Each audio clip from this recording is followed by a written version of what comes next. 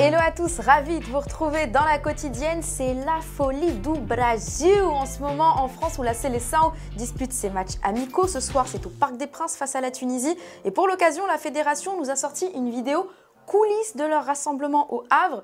C'était dingo.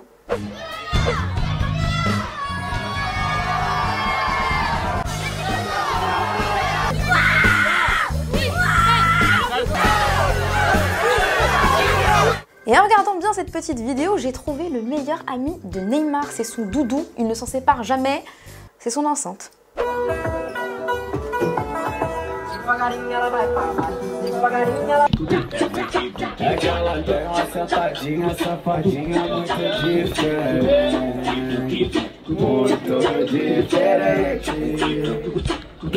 Bon, en tout cas, elle séduit cette équipe avec un effectif où il y a juste 4 11 de départ en un groupe, ça c'est sûr. Donc je vous pose la question du jour. Est-ce que pour vous, le Brésil est le plus gros concurrent pour ce mondial 2022? Vous pensez que c'est le favori? Vous nous dites tout et demain, on sélectionnera 2 commentaires.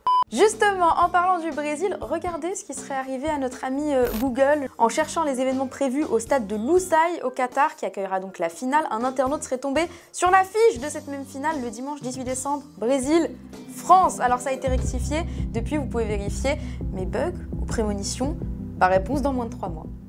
À part ça, hier, il y avait The Match à Wembley entre l'Angleterre et l'Allemagne en Ligue des Nations pour le premier God Save the King. Et oui, l'hymne a changé. On est parti sur un petit nul des familles. Ça inquiète les deux camps avant une aussi grande compétition. Heureusement, côté allemand, Thomas Müller, il a la solution. Il faut s'inspirer d'une équipe. Mais bizarrement, c'est pas le Bayern Munich. Ist ja vielleicht sagen wir mal auch Real Madrid immer wieder ein großes Vorbild. Ich habe ja unter vielen Trainern auch gearbeitet, unter Carlo Ancelotti, der hat international mit am meisten gewonnen. Wie er es gesagt hat, zu behalten und da tun wir gut daran, da auch dran zu bleiben. Le football vrai, c'est quand? C'est maintenant, ok, let's go. On va en 3e division argentine. Defensores de Belgrano contre Sarmiento de Chaco et cette volée enroulée de l'espace signé Cañete.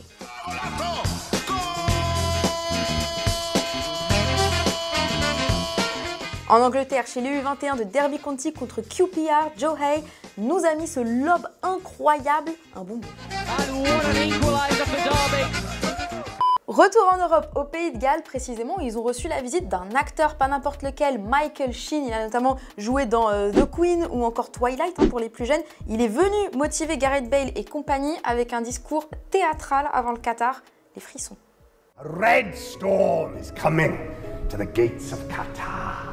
It sparkles and crackles. It's there on your chest. It's there at your back. Because they'll always say, we're too small. We're still here! Come on, man! Come on! Bon, ça y est, la trêve est quasiment terminée. Là, on reprend nos petites habitudes, on se mouille la nuque et on retourne chez nos clubs, notamment chez le Paris Saint-Germain qui nous a sorti une petite vidéo avec coach Galtier. Il s'est confié, beaucoup confié sur les forces et faiblesses de son groupe, mais surtout sur lui, avec beaucoup de modestie.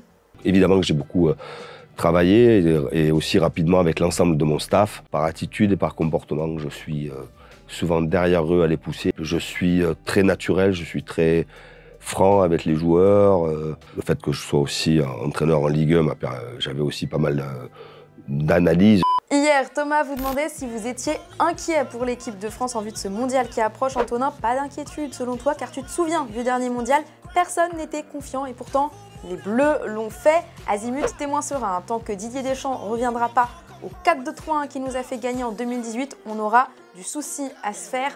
La positive attitude, allez. Et voilà, c'est déjà la fin de la quotidienne, mais la bonne nouvelle tout de même, c'est qu'on se retrouve demain. Et oui, et d'ici là, on se quitte en images et en musique. Ciao.